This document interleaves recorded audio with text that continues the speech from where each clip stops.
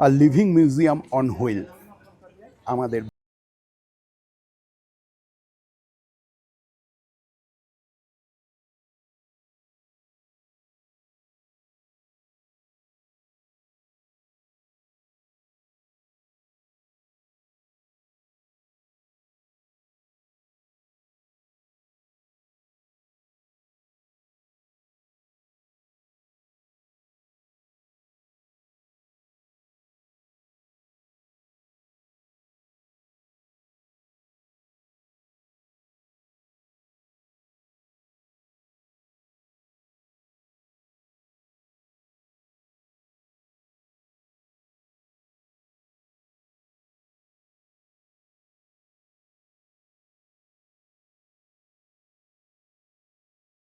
এই ঘুমটা ওয়েদার কিন্তু একেবারে মাস্ট, পুরো একেবারে ক্লিয়ার আছে। এখান থেকে পুরো কাঞ্চনজঙ্ঘার ক্লিয়ার ভিউ পাওয়া যাচ্ছে।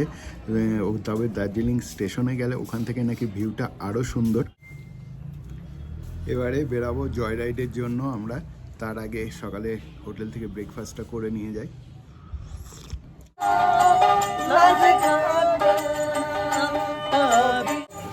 সকাল সকাল দার্জিলিংয়ের মেলে এরকম একটা ফোক সং শুনে মনটা সত্যি ভরে গেল। চলে এসেছি দার্জিলিং স্টেশনে জয় রাইড করতে। এখান থেকে ম্যাল থেকে হেঁটে মিনিট 10 মতো লাগলো, হাঁটা পথে আমরা এখানে আসলাম। স্টেশনে পৌঁছে মুগ্ধ হয়ে গেলাম এরকম একটা দৃশ্য দেখে।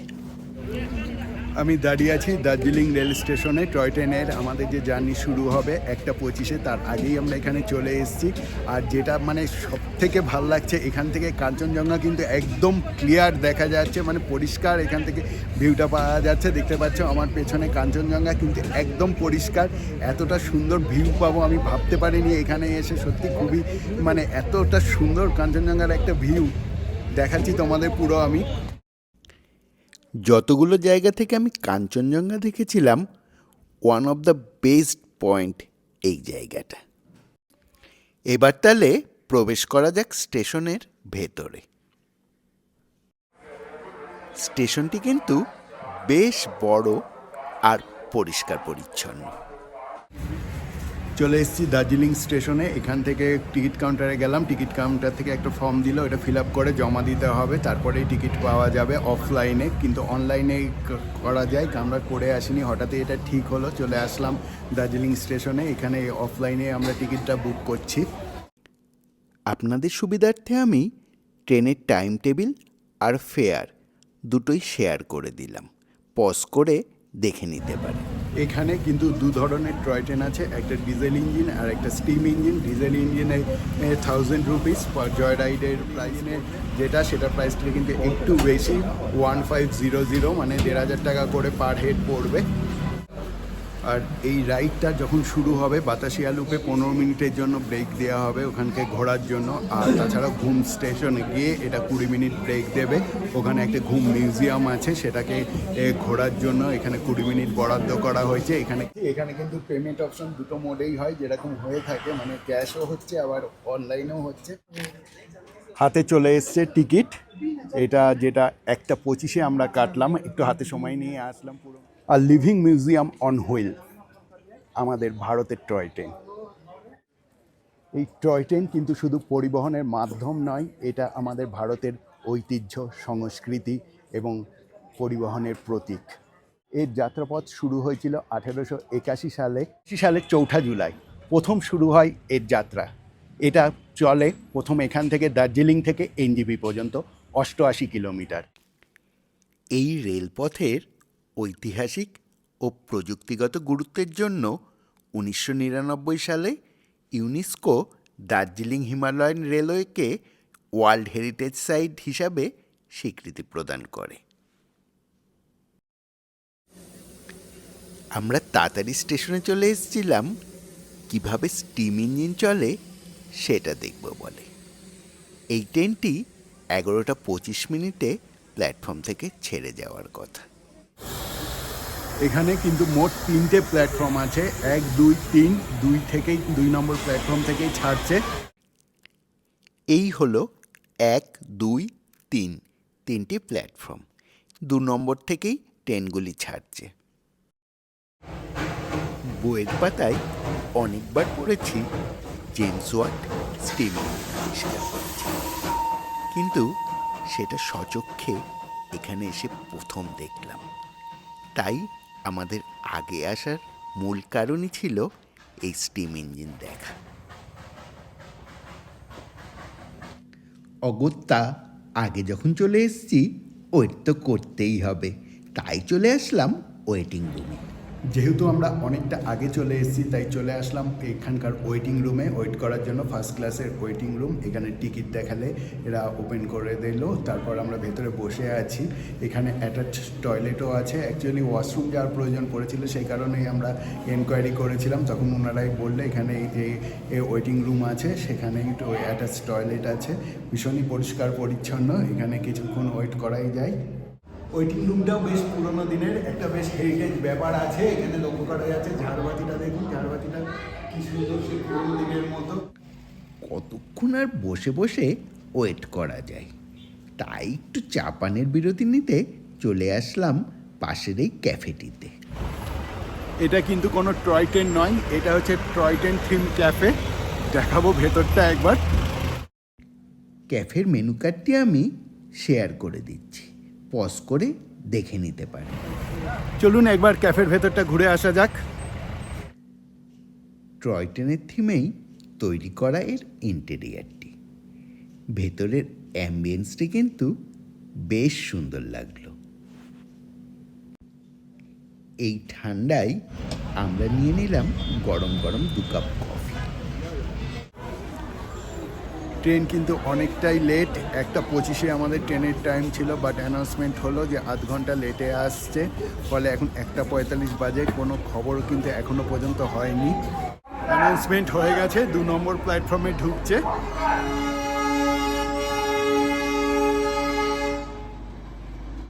ট্রেন দিয়ে দিয়েছে 2 নম্বর প্ল্যাটফর্মে। তাহলে ওঠা যাক ট্রেনে।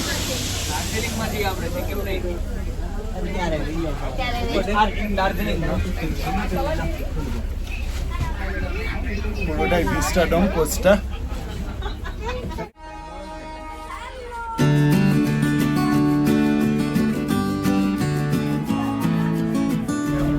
উঠে বসলাম হেরিটেজ আমাদের এই টয় ট্রেনে। প্রায় 145 বছরের পুরনো এই টয় ট্রেন, সত্যি খুবই নস্টালজিক লাগছে। একটু পরেই যাত্রা শুরু হবে, পরে কিন্তু নির্ধারিত সময় থেকে প্রায় 8 ঘন্টা লেটে শুরু হচ্ছে আমাদের এই জার্নি।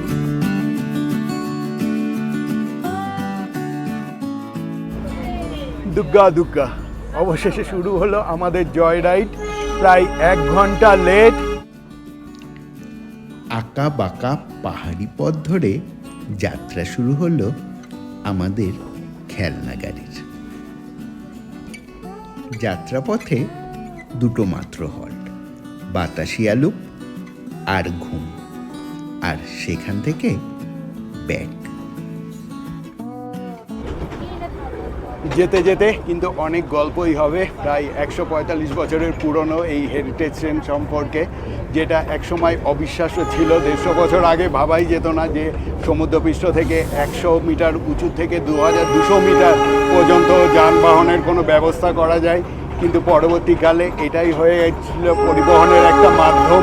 যখন লোকেরা নিত্যদিনের যাতায়াত থেকে শুরু করে স্কুল কলেজ বাণিজ্য সবই এই ট্রেনের মাধ্যমেই সারত। সমতলের সঙ্গে পাহাড়ের যোগাযোগের মাধ্যম হয়ে উঠেছিল এই টয় ট্রেন।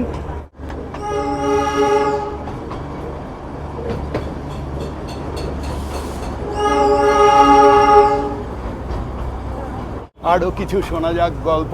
এই যখন এই চা বাগানের মধ্যে দিয়ে এই টয় ট্রেন পাস করতো, তখন সেখানকার দোকানিরা চা বিস্কুট ড্রাইভারদের সার্ভ করতো। কোনো কিন্তু গাড়ি হোল্ড করতো না, ফলে এটাকে বলা হতো রানিং টি ব্রেক। সেই সময় এইভাবেই কিন্তু চলতো চায়ের ব্রেক।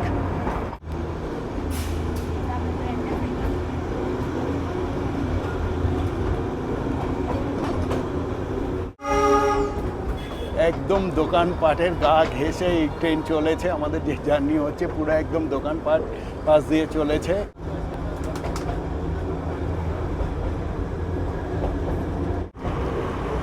ট্রেন থেকে মানে পুরো কাঞ্চনজঙ্ঘার ভিউটা কিন্তু পাওয়া যাচ্ছে। কাঞ্চনজঙ্ঘা দেখতে দেখতে এই জয় রাইড আরও সত্যি জয়ফুল হয়ে উঠবে।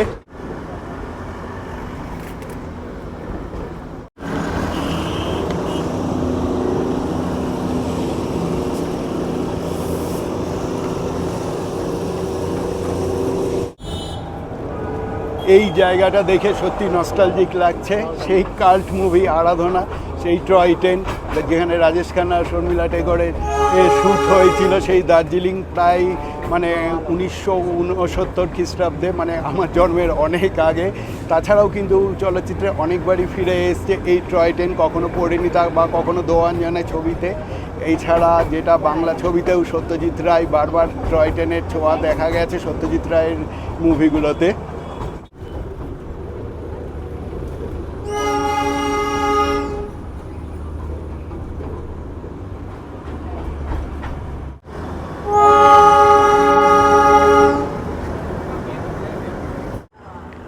সাপের মতো রাস্তার এধার ওধার করতে করতে ছুটে চলেছে আমাদের খেলনা গাড়ি।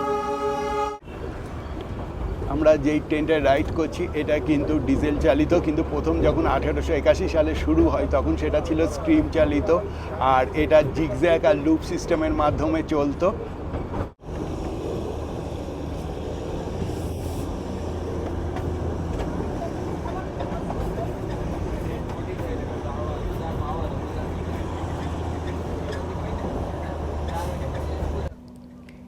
এবার প্রবেশ করতে চলেছি যাত্রাপথের প্রথম স্টেশন বাতাসিয়া লুপে।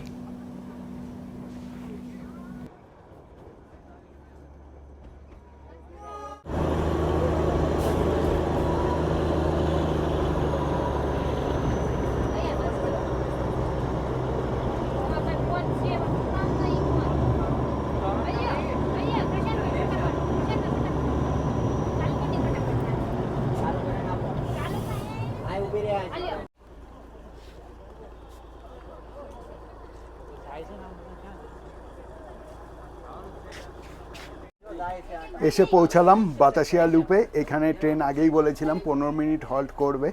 চলুন তাহলে এক্সপ্লোর করে নিই একটু বাতাসিয়া লুপটা। ট্রেন কিন্তু 1 ঘন্টা লেটে ছেড়েছিল, এখানে এসে পৌঁছাতে প্রায় আমাদের 15 মিনিট লাগলো। 2:40-এ ছেড়েছিল, এখন বাজে 2:55, ঠিক 15 মিনিট লাগলো এখানে ইন করতে। চলুন তাহলে বাতাসিয়া লুপটা দেখে নিই। খুবই সুন্দর, চারিদিকে ফুলের বাগান, আর তার মধ্যে আমাদের ন্যাশনাল ফ্ল্যাগ দেখা যাচ্ছে এখানে। এখান থেকে কাঞ্চনজঙ্ঘাও কিন্তু একদম ক্লিয়ার দেখা যাচ্ছে।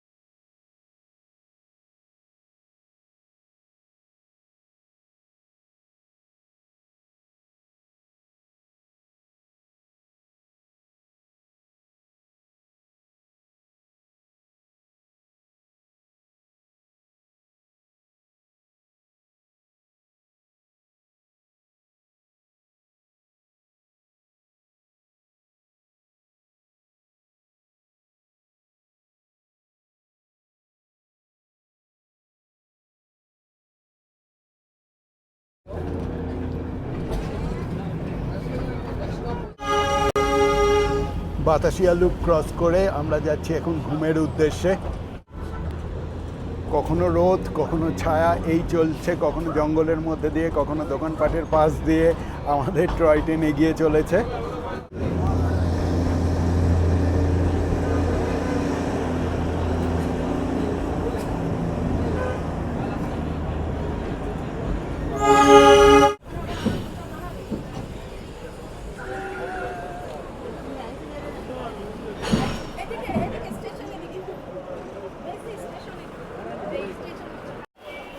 পা রাখতে চলেছি ভারতবর্ষের সর্বোচ্চ রেল স্টেশন ঘুমে।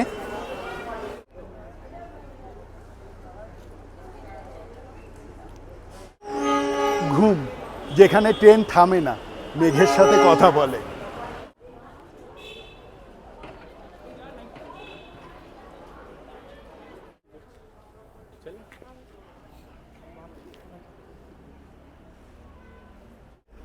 আলাদা করে। আর এর হাইট বলতে হবে না, পেছনে দেখতেই পাচ্ছেন 7,407 ফিট উঁচু, সবথেকে ভারতবর্ষের সবথেকে হাইস্ট রেলওয়ে স্টেশন এই ঘুম। এবারে ঘুমের সেই হেরিটেজ মিউজিয়ামটা আমরা ঘুরে দেখে নেব। এই মিউজিয়ামটি 1974 সালে স্থাপিত হয়। মিউজিয়ামে পুরনো স্টিম ইঞ্জিনের যন্ত্রাংশ, দার্জিলিং টয় ট্রেনের পুরনো ছবি ও মানচিত্র, ঐতিহাসিক টিকিট, সিগন্যাল, নথিপত্র, ব্রিটিশ আমলের রেল সামগ্রী, টয় ট্রেনের নির্মাণ ও কৌশল সংক্রান্ত বিভিন্ন তথ্য এখানে সংরক্ষণ করা আছে।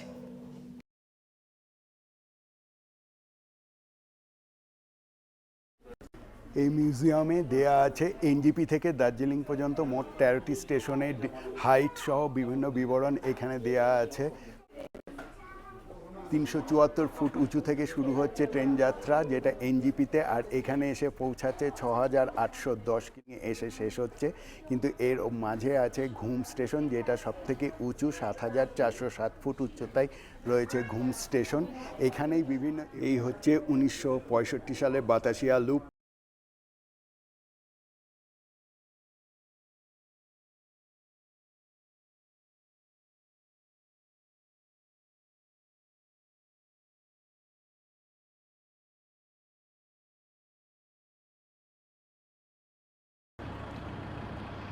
শেষ হলো আমাদের ওয়ান সাইড জার্নি, এবারে ফেরার পালা। এই ঘুম থেকে আবার আমরা ব্যাক করব সেই দার্জিলিং স্টেশনেই। এখন কিন্তু উল্টো দিকে যাচ্ছি আমরা, যেদিকে ছিল সিটটা তো চেঞ্জ হবে না, ফলে উল্টো দিকে বসে যাচ্ছি। এই জয় রাইডের ভাড়াটা আমার কিন্তু একটু বেশি বলেই মনে হয়েছিল। দুটো বগিতে 50টা করে 100টা সিট থাকে, অর্থাৎ 50,000 করে 1,00,000 টাকা পার রাইড। বিদেশি পর্যটকদের কাছে এটা কিছু না মনে হলেও আমাদের মতো মধ্যবিত্তদের কথা মাথায় রেখে ভাড়াটা যদি একটু কমানো যায়, তবে এই জয় রাইডটি আরও জনপ্রিয় হয়ে উঠবে। শীতকালে এই একটাই মজা যে সবসময় ক্লিয়ার থাকে, কাঞ্চনজঙ্ঘাকে এখান থেকে একদম পরিষ্কার দেখা যাচ্ছে। অন্য সময় যেটা মানে ভিজিবল হয় না, কিন্তু এই শীতের সময়টা একদম ক্লিয়ার কিন্তু কাঞ্চনজঙ্ঘা আমরা দেখতে পাচ্ছি। ফার্স্টের দিন আমরা এনজিপি স্টেশন থেকেও কাঞ্চনজঙ্ঘা দেখতে পেয়েছিলাম, এখান থেকে আরও সুন্দরভাবে কাঞ্চনজঙ্ঘা প্রত্যক্ষ করতে পারছি। বিকালে সূর্যাস্ত দেখতে দেখতে আবার ফিরে এলাম দার্জিলিং স্টেশনে। আবার ব্যাক করলাম দার্জিলিং স্টেশনে। 2:40 মিনিটে শুরু হয়েছিল আমাদের জার্নি, আর শেষ হলো এখন বাজে ঘড়ির কাঁটায় 4:20, মোট 1 ঘন্টা 40 মিনিট লাগলো। মাঝখানে দুটো হল্ট ছিল, বাতাসিয়া লুপ আর ঘুমে। বাতাসিয়া লুপে 15 মিনিট আর ওখানে 20 মিনিট, টোটাল এই টাইমটা কভার করলো। কেমন লাগলো জানাবে অবশ্যই ভিডিওটা। আবার খেলনা গাড়ি নতুন নতুন মুখ নিয়ে রওনা দিল তার গন্তব্যের উদ্দেশ্যে। আমরাও ফিরে আসলাম আমাদের গন্তব্যে। বন্ধুরা, ভিডিওটি ভালো লাগলে অবশ্যই লাইক করবে আর চ্যানেলটিকে সাবস্ক্রাইব করে দেবেন। ততক্ষণ সঙ্গে থাকুন, দেখতে থাকুন। नमस्ते, आदाब, सत श्री अकाल। फिर मिलेंगे चलते चलते।